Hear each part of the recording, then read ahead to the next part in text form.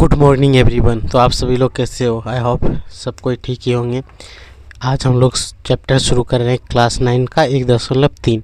तो आप सभी लोग को पता ही है, जो भी चैप्टर शुरू करते हैं उससे पहले हम लोग उसके बेसिक चीज़ों को जानते हैं, जिससे बनाने में आसानी हो और सारी चीज़ समझ में आए। तो चलिए हम लोग इसके कुछ बेसिक चीज़ें जान लेते हैं। क्लास 9 का 1.3 है, ठीक है।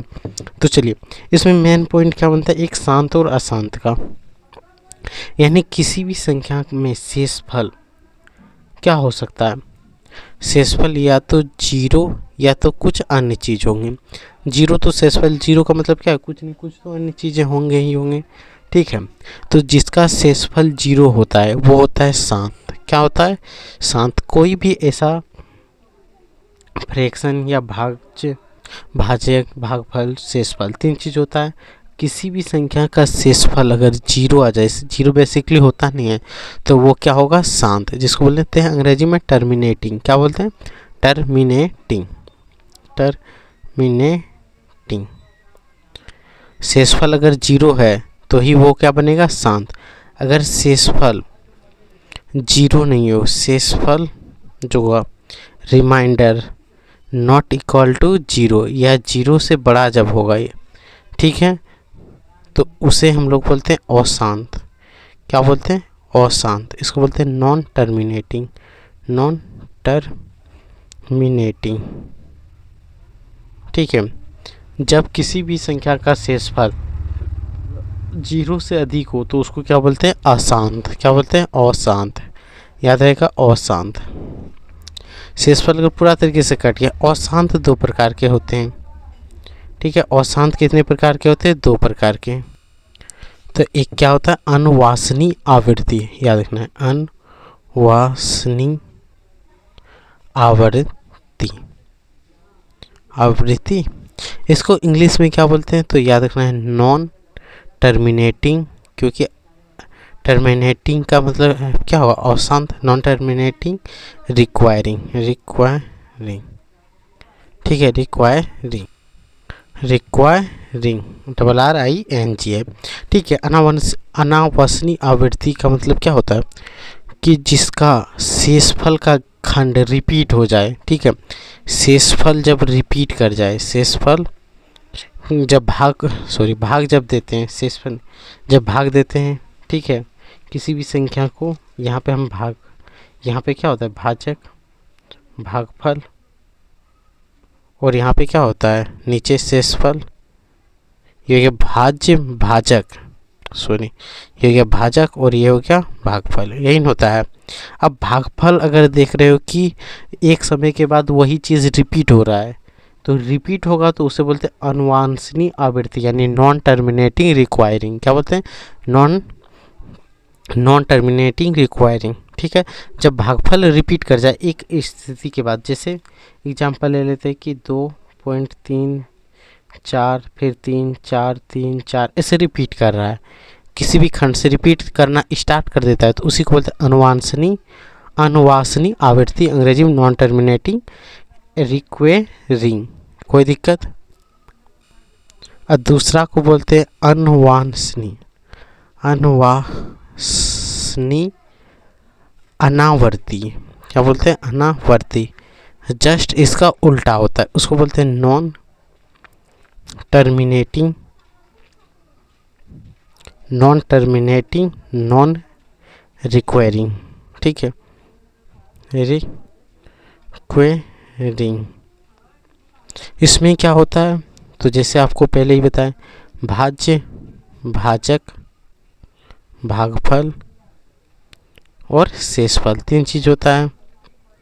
जब भागफल रिमाइंडर जो होता है, सॉरी, रिमाइंडर तो शेषफल को बोलते हैं। जब भागफल जो है उसका वैल्यू कभी भी रिपीट ना करे, पुनरावृत्ति ना करें, तो उसी को क्या बोलते हैं? अनावंशनीय अनावृत्ति। जैसे कि 0.34, फिर 5 6, फिर 0 3 9 8 7 ऐसे ऐसे चलते रह जाए, तो वो क्या होगा? अनावंशनीय अनावृत्ति। जैसे कि आपको पता होगा पाई का वैल्यू जब हम लिखते हैं 3.14, ठीक है, 3.14, तो ये क्या हो जाता है, अनावंसनीय आवर्ती, अनावर्ती में आता है, क्योंकि इसका वैल्यू कहीं पर भी रिपीट नहीं करता, ये करते रहता है। तो एनसीईआरटी में दिया गया है कि पाई का जो है वो अगर अनावंसनीय आवर्ती निकालते हैं तो वो लगभग 15 मिलियन तक जाता है। 15 मिलियन उसका अनावंसनीय आवर्ती है, जो कि एनसीईआरटी में दिया हुआ, आप यहाँ पे सीधा देख सकते हो। आर्किमिडीज साहब जो हैं उन्होंने ये बताया कि पाई का मान देखो 3.1414 था, सॉरी यहाँ 2.4 ट्रिलियन है, 1.15 मिलियन नहीं बल्कि कितना है 1.4 ट्रिलियन। सोचो इसका अनावंसनीय आवर्ती जो है इतने बार तक होते हैं, एल्गोरिथम से पता चला है। इसीलिए आप बोल सकते हो क्या होगा, ये पाई क्या हो जाए, एक प्रकार का अनावंसनीय अनावृत्ति। ये आपको समझ में आया, जिसका मान कहीं पर भी रिपीट नहीं करेगा, वो चलती रहेगा, कुछ से कुछ कुछ से कुछ कुछ से कहीं पर भी रिपीटेशन फॉर्म नहीं आना चाहिए। आपको पता चला? तो चलिए ये इतना दूर तक अगर आपको समझ में आ गया तो हम लोग चैप्टर को स्टार्ट करते हैं। तो क्वेश्चन नंबर आप 1 देखो, निम्नलिखित भिन्न दशमलव रूप में बताइए कि प्रत्येक दशमलव प्रसार किस प्रकार है। दशमलव का प्रसार जो है किस प्रकार है, शांत है या अशांत है। ठीक है, सबसे अच्छा क्या है, 36 को 100 से भाग दे दो, किस प्रकार है, शांत या अशांत ही हमें दिखाना है। ठीक है, 36 से 100 को भाग दे दो, आप यहाँ पे सीधा देख सकते हो। ठीक है, यहीं पे आपको भाग देके दिखा देते हैं, 136, यहाँ दशमलव बिठाएंगे 0, 3 बार में कटाएंगे 300, बचेगा 60, फिर यहाँ 1 0 बिठा सकते 636 बार में 600 कट गया, कटा, ये पूरा तो कट गया, शेषफल क्या है, रिमाइंडर इज 0, तो यहाँ पे क्या लिखेंगे, शांत, यहाँ लिख देना है शांत, और इसको रफ में करना है। जैसे क्वेश्चन नंबर 2 में देखो, 1/11, तो 11 से 1 को भाग दो, एक बार में देते हैं 10 आया, फिर 10 यहाँ तो हो गया, लेकिन 11 से 10 छोटा है इसलिए एक और 0 बिठाएंगे, तो एक यहाँ 0 बिठा देते हैं, 100, तो 11 नंबर 99, यहाँ पे घटाएंगे तो क्या आएगा 1, अभी इस बार फिर 0 0 बिठाएंगे, फिर 11 नंबर 99, तो यानी 9 9 का रिपीटेशन होते रहेगा। जैसे ही रिपीटेशन आ गया वो किस में आ जाएगा, अशांत, अशांत होगा। अब देखो 9 9 का रिपीटेशन हो रहा है यानी पुनरावृत्ति हो रहा है, तो ये किस में आएगा, नॉन रिक्वायरिंग में या रिक्वायरिंग में, अब बताओ रिक्वायरिंग में आएगा या नॉन रिक्वायरिंग में, ये आपको कमेंट में बताना है। ठीक है, अब क्वेश्चन नंबर 3 देखो आप, 4.1/8, 8 चौक 32 से 33, 33/8 यही है।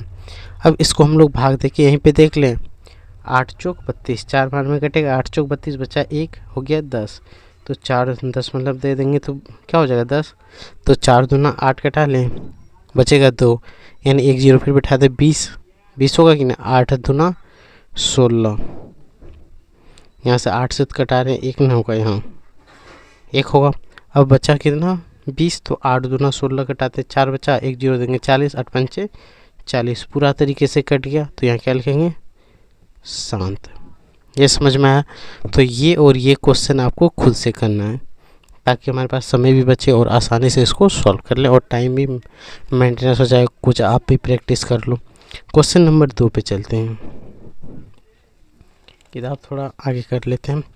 देखो आप जानते हैं कि 1/7 का वैल्यू जो है 0.142857 है।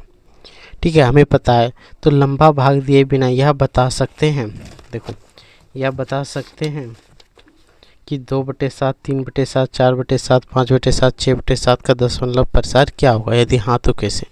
तो देखो यहाँ पे पहले हम लोग को 2/7 निकालना है, तो यहाँ पे लिख देंगे 2/7 बराबर, यहाँ क्या लिख सकते हैं, 2 गुना 1/7 लिख सकते हैं। आपको भिन्न वाला गुना होगा, जैसे यहाँ 1 बिठाएंगे तो ये इससे गुना, ये 1 से गुना होगा, 7 का 7, 2 का 2, यही हो जाएगा। अब देखो यहाँ 2 गुना 1/7 का वैल्यू यही है, इसी को यहाँ पे बिठा दें, 0.142857 होगा। अब इसको गुना करो आप, 7 दूना 14 के 4, हाथ बचा 1, 5 दूना 10, 10 1 11, 8 दूना 16, 16 1 17, 2 दूना 4 1 5, यहाँ से घटाओ, 2 दूना 4 1 5 हो गया, 4 दूना 8, 2 1 2, यहाँ 0, इसके ऊपर रेखनी, यही ना होगा। अब फिर बोला है 3/7, 3/7, इसको लिख सकते हैं 3 गुना 1/7, यानी कि 3 गुना 1/7 का वैल्यू यहाँ पे दिया हुआ है 0.142857। इस बार आपको गुना करके इस डब्बा में भर देना है। अब कमेंट में बता देना है कि 2 का जो खाली डब्बा है उसमें ये चीज़ भराएगा। ठीक है, कमेंट में ज़रूर लिख देना है गुना करके, इससे पता चलेगा आपको गुना आता है कि नहीं। दूसरा क्या बोला है 4/7, तो इसको क्या लिख सकते हैं 4 गुना 1/7, और यहाँ पे क्या लिखेंगे 4 गुना 0.142857। इसका गुना करके यहाँ आपको बताना है। ठीक है, आप गुना तो कर ही सकते हो। फिर 5/7, यानी 5 गुना 1/7, आगे तो इसका आपको खुद से करना है। अगर समझ गए होगे तो आराम से कर लोगे, समझ में नहीं आया होगा तो नहीं कर पाओगे, तो आपको समझना है। दोबारा एक बार फिर से आपको बता देते हैं कि आप क्वेश्चन में क्या दिया है, 1/7 का वैल्यू इतना दिया हुआ है, दिया है कि नहीं। तो हमें 2/7 का निकालना है, तो यहाँ पे लिख सकते हैं 2 गुना 1/7। क्यों? क्योंकि 2 को 1 से गुना करेंगे 2 हो जाएगा, 2/7 फिर आ जाएगा, तो 2 को अलग कर लिए और 1/7 का वैल्यू जो हमें दिया है उस वैल्यू को यहाँ लिख दिए और 2 से गुना कर दिए, वैल्यू आ गया। आया कि नहीं। तो यही फॉर्मेट का यूज करके आपको लास्ट तक बनाना है। अगर यहाँ तक आपको समझ में आ गया, अब वीडियो को लाइक करने ना भूलें, सब्सक्राइब कर ले। ठीक है, यहाँ तक समझ में आ गया होगा तभी करना, नहीं समझ में आया तो आप जा सकते हो छोड़ के, कोई दिक्कत नहीं है। अब हम लोग बढ़ते हैं नेक्स्ट पे। ठीक है, क्वेश्चन नंबर 3 पे जाएं। क्वेश्चन नंबर 3 पे आप देखो 3 क्या बोला है, निम्नलिखित को P/Q के रूप में व्यक्त कीजिए जहाँ P और Q पूर्णांक हो, Q = 0 हो। ठीक है, एक नंबर में बोला है 0/6 माना। ठीक है, P/Q के रूप में हम लोग x को मान लेते हैं।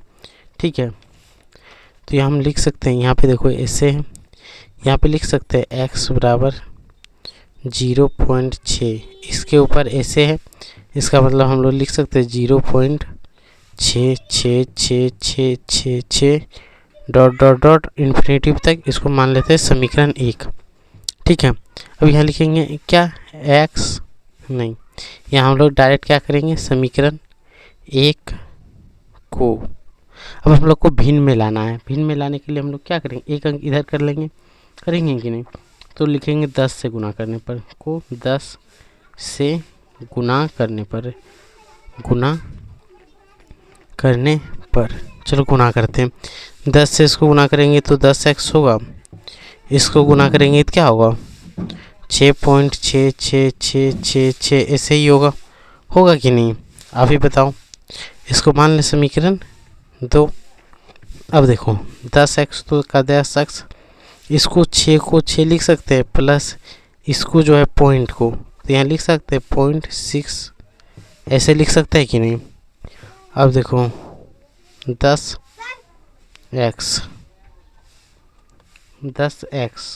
बराबर 6 प्लस इसको हम लोग यहाँ पे देखो x माने थे, तो 0.6 की जगह पे हम लोग क्या लिख सकते हैं 0 बिठा देते हैं ताकि आपको दिक्कत ना हो।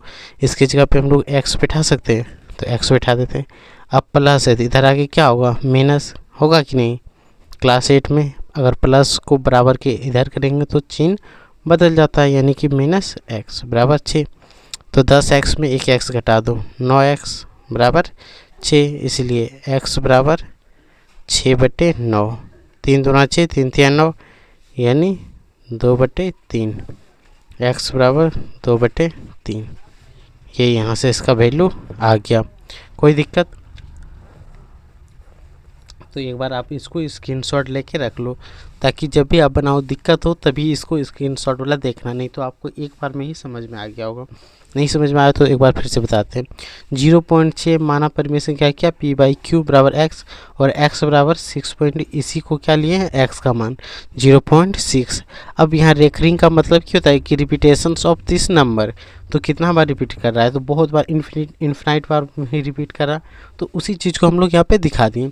अब ये समीकरण 1 को 10 से गुना करेंगे, 10 गुना एक्स 10x, इसको जैसे ही 10 से गुना करेंगे 1 दशमलव के बाद आएगा कि नहीं, तो यहाँ पे क्या हो गया 6.66666 इन्फिनिटी बार जाते रहेगा, तो 10x, इसी में 6 में जब 6 प्लस 0.6 लिखे, अगर इसको जोड़ेंगे तो यही चीज़ आएगा कि नहीं, आराम से आएगा।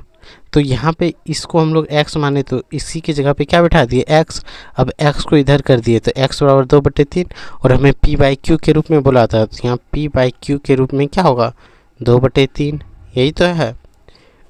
जहाँ q बराबर 0 नहीं आना चाहिए, 0 आया, नहीं आया, समझ में आया? अगर आ गया तो लाइक करने ना भूले, लाइक ज़रूर करना है। अब देखो क्वेश्चन नंबर 2। क्वेश्चन नंबर 2 में क्या बोला, 0.477 पर ऐसे रेकरिंग, तो यहाँ हम लिखेंगे माना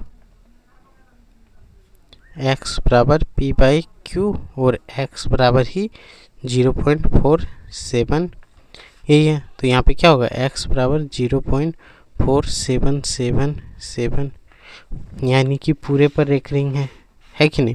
तो 0.47 यहाँ पे 7 47 47 47 रिपीट करते रहेगा, इसी को मानेंगे समीकरण 1। कोई दिक्कत यहाँ तक, इसको क्या माने, समीकरण 1, ठीक है।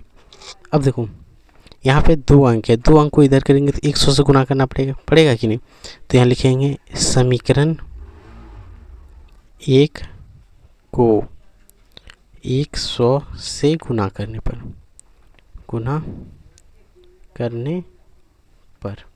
इतना तो आप समझ ही गए होंगे गुना कैसे किया जाता है। 100 से गुना करेंगे तो 100x, इसको गुना करेंगे 47 होगा, प्लस 0.474747, यही तो रिपीट करेगा कि नहीं। अब यहाँ लिखेंगे 100x प्लस, इसको क्या लिख सकते हैं 47, प्लस यहाँ पे क्या लिख सकते हैं 0.47 पर रेकरिंग, 100x प्लस 47, और यहाँ इसका मान 100 ही होगा, x होगा कि नहीं। अब x को इधर ही, सॉरी यहाँ बराबर है, यहाँ पे भी बराबर है। अब x को इधर कर लेते हैं, तो 100 x माइनस x बराबर 47, घटाओ 90x बराबर 47, इसलिए x बराबर क्या होगा 47/99। अब ये कटेगा किसी से, कटा दो, नहीं कटेगा तो ये इसका फाइनल आंसर हो गया। समझ में आया? क्वेश्चन नंबर 3 आप देखो क्या है, 0.001, इस पर रेकरिंग है, तो यहाँ पे क्या लिखेंगे फिर से, माना p बाई क्यू बराबर x, इसलिए x बराबर 0.001, इस पर रेकरिंग, यानी x बराबर 0.001 ऐसे चलते रहेगा समीकरण 1 तक, कोई दिक्कत। अब यहाँ पे लिखेंगे क्या, समीकरण 1 गुना, अब देखो यहाँ 3 संख्या को इधर करेंगे तो 1000 से गुना लिख दें, 1000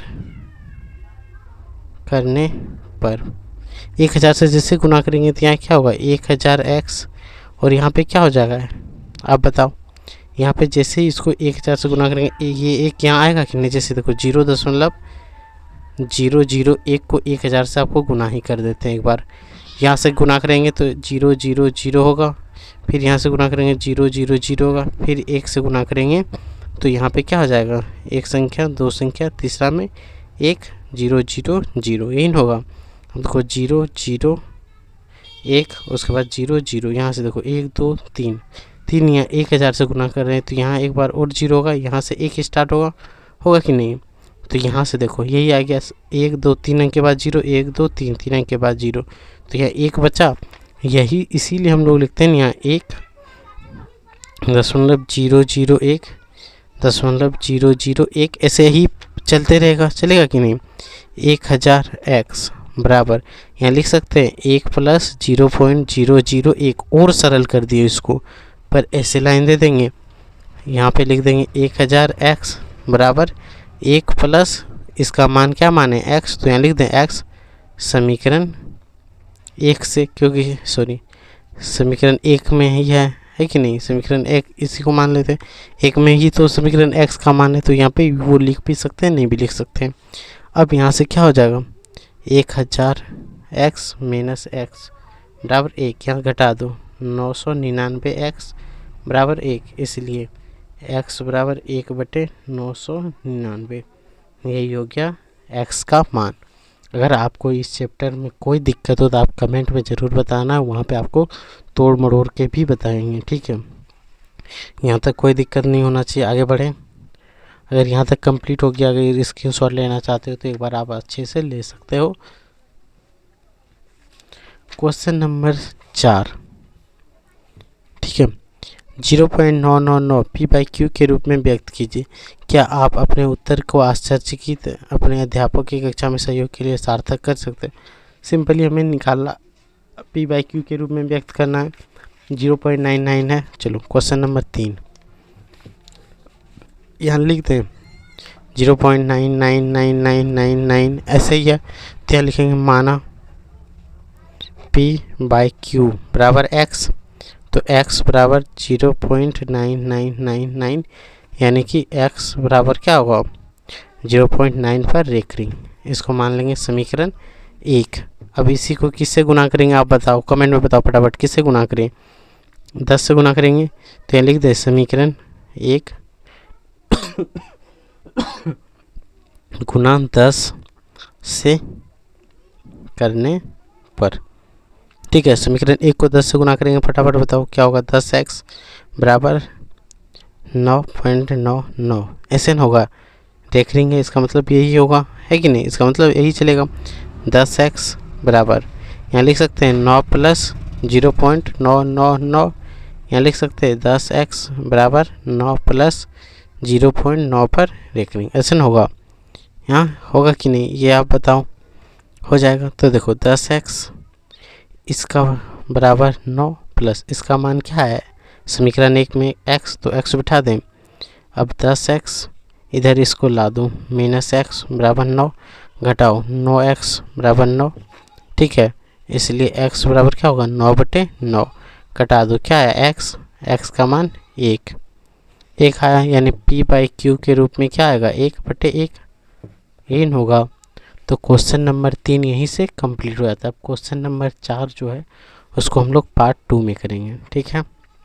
पार्ट 2 में बाकी जितना भी बचा है सारा कहाँ पे होगा, पार्ट 2 में। तब तक इतना ही, और चैनल को लाइक सब्सक्राइब करके ही जाना, और क्या शेयर भी कर देना।